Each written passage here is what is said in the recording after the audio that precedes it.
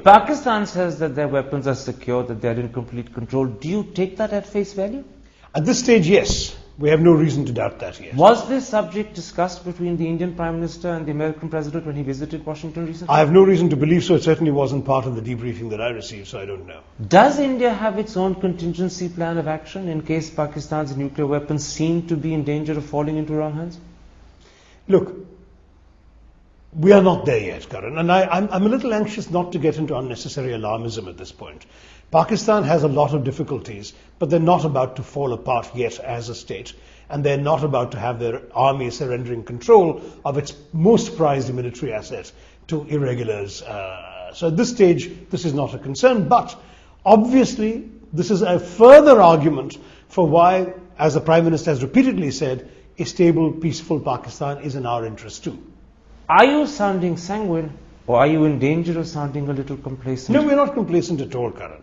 But what good does it do to worry the Indian public about a threat that at this point is purely theoretical? Let me then come back to the key issue that this interview was about. And I'm going to quote this time to you a former American ambassador, Robert Blackwell, who, speaking to the CIA in Delhi, said that America has an enveloping preoccupation with Pakistan, and he added that India is seen largely through the lens of deeply disturbing developments in Pakistan. The entire emphasis of Obama's AFPAC strategy, the sense in which India and the threat India faces from Pakistan has been ignored, proves that Blackwell is right. Look, I have a lot of respect for Ambassador Blackwell, but I do not believe India is being ignored. As far as I'm concerned, we have to really stop being as self-obsessed as we sometimes seem to be in our media about every slight, real or imagined, by foreign leaders. The President's speech was addressed to the American people. It was about a very specific and narrow preoccupation. It was not about us. When he spoke about us, when our Prime Minister was there, everything he said, we were very happy to hear.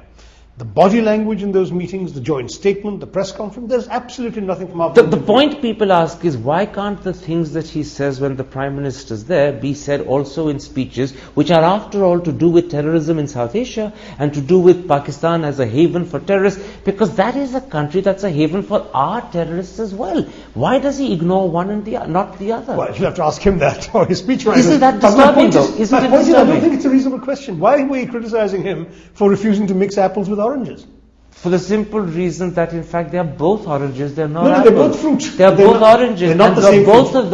Both of those are terrorists. He's just looking there at are the no American aspect. Troops, no NATO troops involved in India's fight against terrorism. Let me put that very clearly. And therefore it was not a concern. They're both fruits, but they're different fruit. And as far as we're concerned, he didn't mix them, and that's fine. Let me then end by asking you, how confident are you that as America's dependence on Islamabad grows, and is going to grow increasingly over the next 2 years as AFPAC works itself out, that this won't affect India's relationship with Washington? Look, part of our job as a government, as a skilled and experienced diplomats, is going to have to be to maintain that relationship in a way that ensures that we're always keeping the dialogue going and ensuring that this effect that you talk about. But now you'll be doing that against the odds, against the grain rather than with the grain, because the grain's going against you. First of all, I don't accept that it is, but if it is, we enjoy rising to challenges. All right, that's a challenge that you've taken on. I wish you good luck. A pleasure talking to you.